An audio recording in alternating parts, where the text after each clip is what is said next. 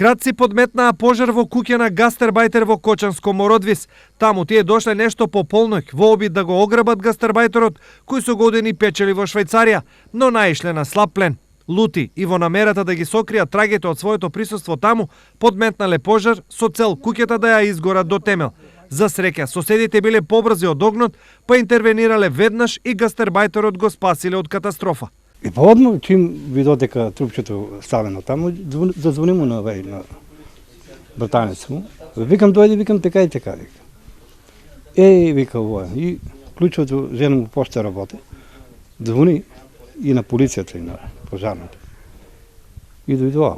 Ова е втор обид за кражба во истата куќа. Претходно, пред 1 месец, кратци од оваа куќа излегле со плен од 2,3 милиони денари.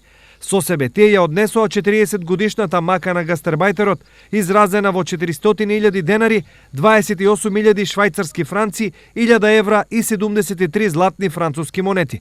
Полицијата по сторителите на кражбата и на подметнатиот пожар се уште трага. Во меѓувреме, открие некочанецот кој пред неколку години подметнал рачна бомба под мерцедесот на свој сограѓанин.